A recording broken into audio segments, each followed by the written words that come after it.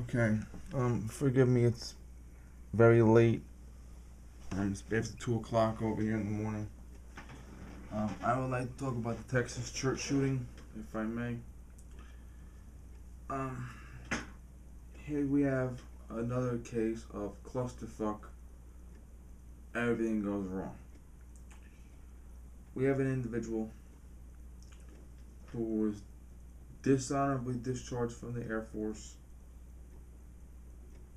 And I don't know what order everything happened in, but the things I'm going to mention happened. Don't ask what order they happened in, though. But he was dishonorably discharged from the Air Force. He had spent some time in Air Force in the military prison, the Brig. He was convicted of domestic violence for beating up his wife. He was convicted of fracturing the skull of his stepson, really fucking him up, baby stepson. He had escaped from a mental institution. Okay, so we have a whole clusterfuck of things. Now, being dishonorably discharged is a backdoor felony conviction. 99% of the guys that are in a mental hospital are there voluntarily, which means they can literally get up and walk out anytime they want. But when they say he escaped from a mental institution, that means he was part of the 1% that was confined there. Okay? Domestic violence and child abuse. So there are 4 automatic Second Amendment disqualifications right there. Now, the agency that convicts you is supposed to input your information into the NICS system so that you can be banned from buying guns. Obviously, you can buy guns illegally. Obviously, you can use knives, cars, bombs, other forms of non-background checkable weaponry.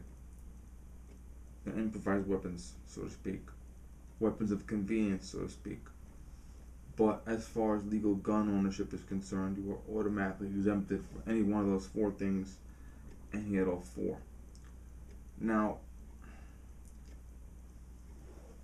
that's just the case. Some person is responsible for inputting that information. That did not happen. He went out and he bought a legal firearm. He also lied on the firearms form about, are you a felon? No. Are you a domestic abuser? No. Were you dishonorably discharged from the military? No. Were you confined to a mental hospital? No. Okay, so he's got 4 lies on that form. Each of those lies is 1 count of perjury. Federal perjury. Okay, and he ends up getting an AR-15. And why everybody chooses an AR-15, I have no idea. Granted, it's a good firearm, but I'm actually shocked at the number of bad guys choosing it. Obviously, bad guys on the street that gangbang don't choose it, but the AR-15 is pretty popular in the mass murder crowd. I mean, I admit that's pretty fucking scary too. So he goes to this church, and he was Antifa. He was Never Trumper.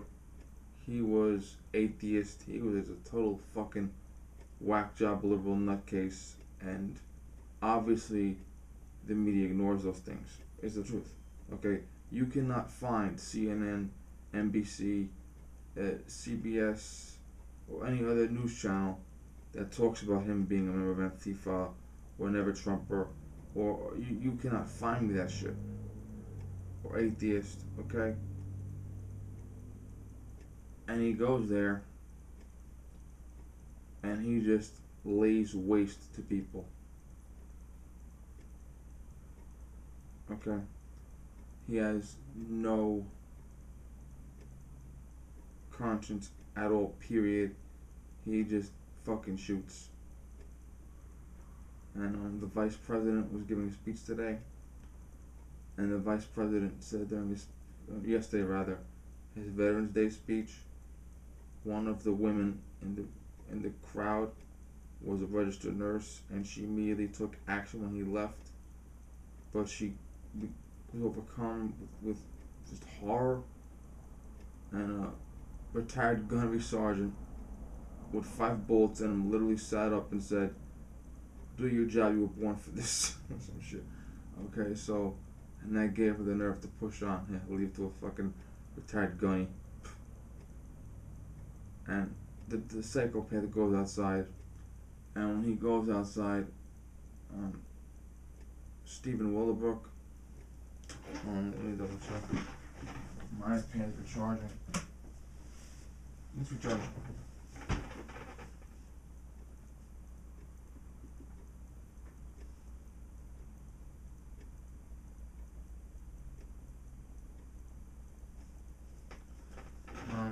Stephen Willowbrook, I think his name is an NRA instructor. No military, no police, just NRA instructor, civilian shooter. And he grabs his own AR-15, and he comes out and confronts the shooter.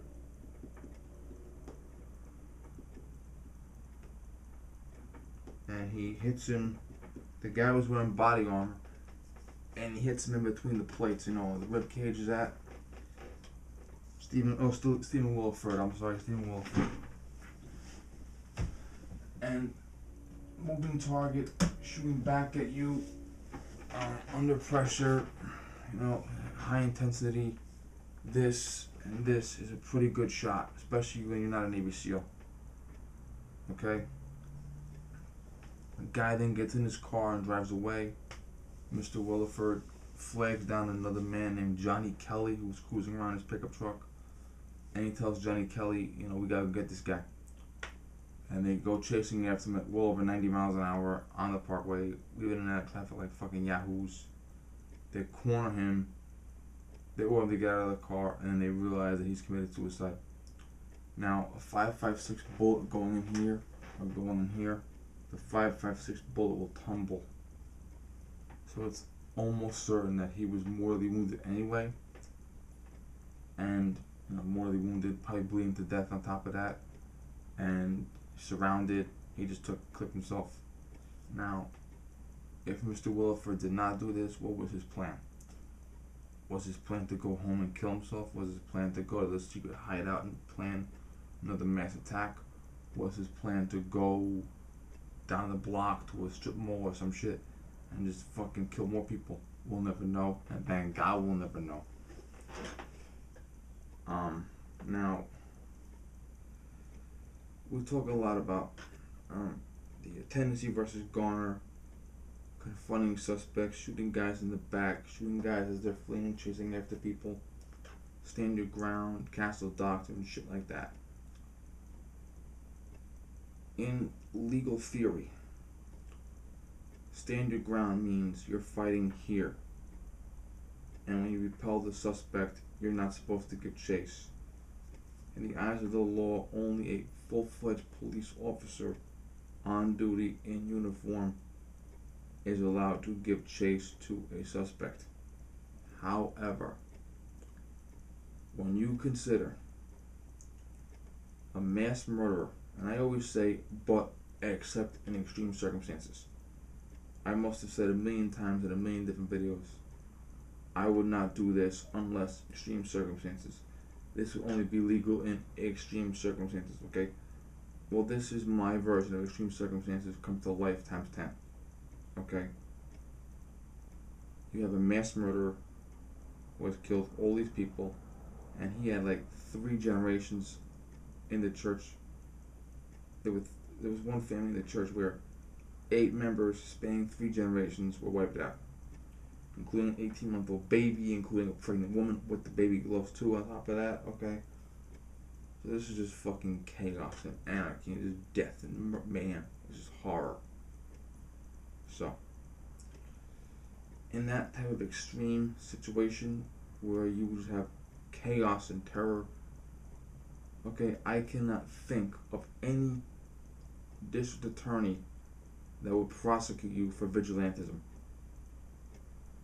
By definition, by the strict legal definition, what Mr. Willowford, Mr. Kelly did was an act of vigilantism because they were not police officers and yet they gave chase to the suspect. But when the situation is this extreme, I find it impossible to believe that any DA would be able to actually illustrate to a court that Mr. Wolford and Mr. Kelly should face charges. Okay, because I would not want to go into a courtroom and charge Mr. Wolford and Mr. Kelly with vigilante justice for killing a guy that killed 26 people in a church. So obviously the DA is just going to say, look, he ran out of his house with his rifle to defend his community. He was responding to what amounts to a domestic terror attack. He had no idea what was going to happen, and he was deadly afraid that the killer was going to kill more people later on, so he gave chase. Okay, and the DA it wouldn't even be a question. Okay, there would be no way in hell that you would get police officers to handcuff him, prosecutors to prosecute him, judges to allow the case to. It wouldn't even be a question. Okay, if the suspect just punched the guy in the face and ran away, and Mr. Wolford shot him and ran after him, different story. But this is like the most extreme, bizarre, lunatic scenario. And all Mr. Wolford has to do, and Mr. Kelly has to do, is say, listen, we were deathly afraid that he was going to kill more people in addition to what he'd already done in the church. So therefore, we should be exempted from Tennessee versus Garner, and we should be exempted from all these vigilante laws and all these pursuit laws. Fine. Okay, not even a question. Now, this brings us to the media. I was talking to an idiot on Twitter, and yes, idiot is applicable. The idiot had no idea, because he watches the news, he had no idea that Mr. Williford and Mr. Kelly even existed until I told him so. Okay, he literally thought the killer ran out of the church, got in his car, ran down the road, and shot himself. He literally did not know that Mr. Wolford and Mr. Kelly played any part in this. And when I told him they did, he was like, well, the guy committed suicide. And it goes, and they actually interviewed Gina Sam on TV about this. And it goes to the Gina Sam effect. Okay, where you shoot the guy, you mortally wound him, but he caps himself off like he does the coup de grace by himself. Okay, fine. But it was your shooting him that wounded him and forced him to commit suicide, feeling he had no alternative. Okay, but that's how it was. This is exactly Gina Sam. And also, the idiot was saying to me that I'm blaming our fighting men and women to shield the NRA. Okay, well, that means you're blaming someone who's innocent to shield someone who's guilty. Now, the so-called fighting men and women of the Air Force were not responsible for this incident not being reported to NICS. Okay, I don't know who it was, and if you know, please chime in. But there was someone, it was most likely an Air Force officer who has spent his entire career behind the desk and never once seen the field. Or it was a civilian Air Force employee, like support staffer, whose job it was to report this individual into the NICS system and ban him from buying guns. And that individual did not do their job. That does not reflect on the men and women in the trenches, because let's face it, okay, the fucking air combat controllers, or the security forces, or the refueling guys, and the mechanics, or those other guys that work for the Air Force, okay, it wasn't their job to import, okay, they're not at fault for this, okay, so I'm not fucking blaming them, okay, I'm blaming the one bureaucrat out of a million that fucked up their job, okay, and I've done that before in my life, okay, I mean, just because you're in the so-called military does not mean you're a hero. Look at Bo Bergdahl. Look at John Kerry. Okay, look at Bradley Manning. Okay, there are guys in the military that fuck up. Okay, I have seen guys from the military that fuck their shit up, and they are a disgrace to the uniform. Trust me when I tell you they are. Okay, I've seen guys that are such a fucking disgrace to the uniform. Makes me sick. Okay, so don't think that being in the military means you're automatically a saint, because you're not. Okay.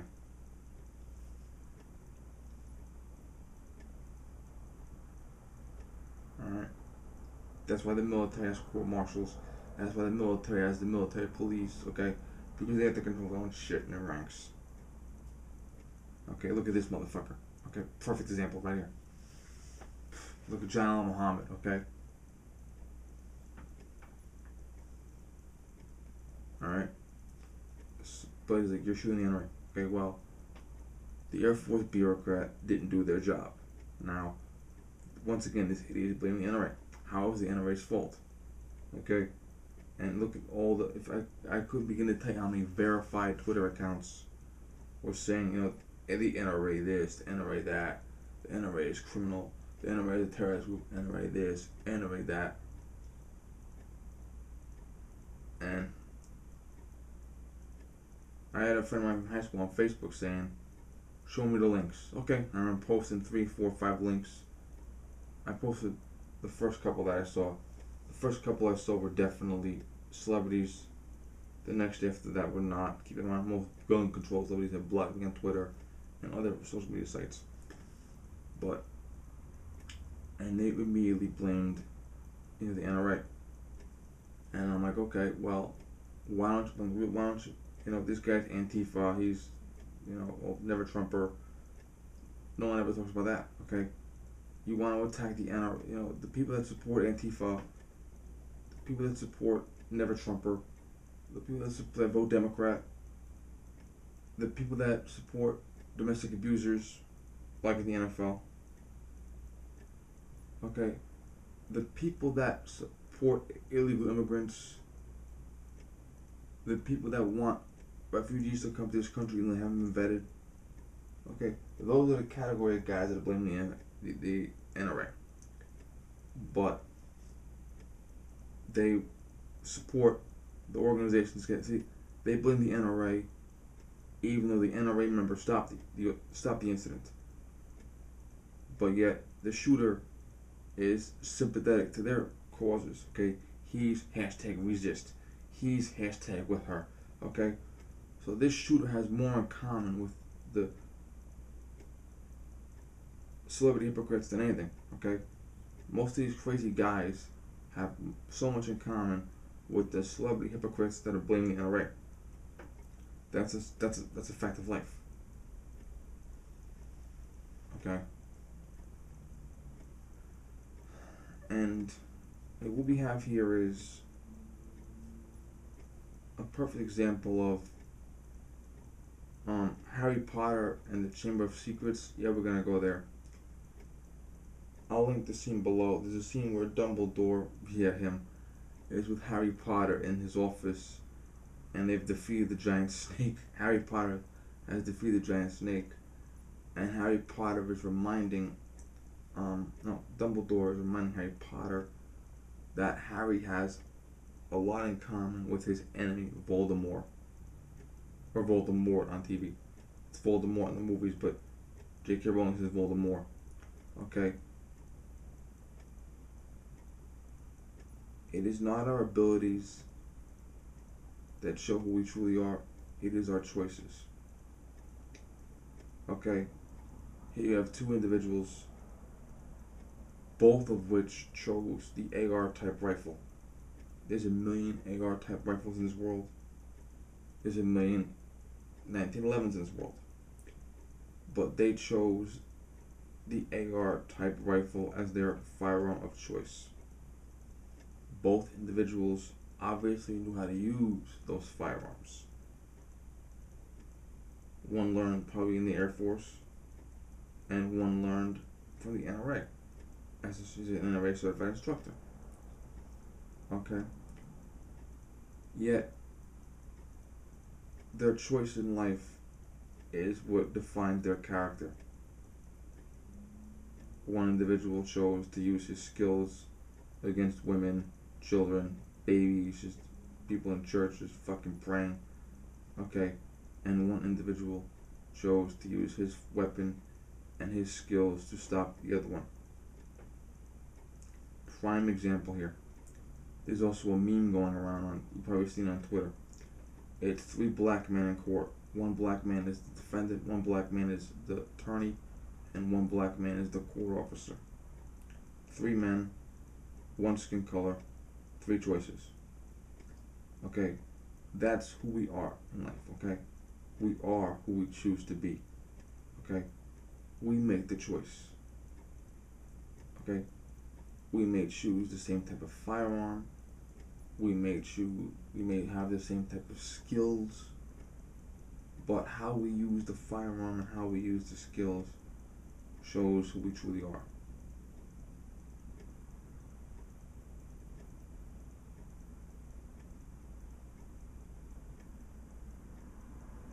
And this situation goes back to when I said about the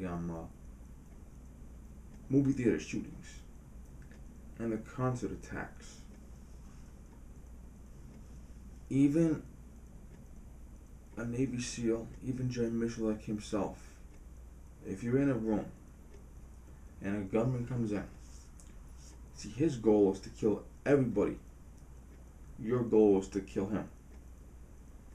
So his goal is easier than your goal.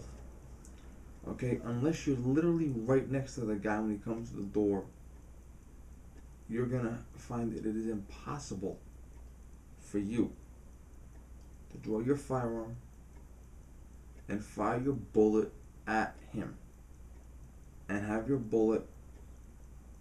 I mean, there's hundreds of people in the church or in the movie theater, and then they all go apeshit. And as they're jumping, screaming, pushing, shoving, crying, diving, spinning, flipping, okay, you have to fire a bullet through all that. And it is scientifically impossible. It is an absolute scientific impossibility. The only way the shooter was stopped is when he went outside and Mr. Whitfield cornered him and engaged him in the open lot. Okay? And that involved jumping behind cars, fire. Okay, so it was a harrowing battle unto itself. And that's why these guys choose this. They want to get the victims clustered together, and they want to make credible resistance virtually impossible. And the only way to truly confront them is to get them outside on the way out.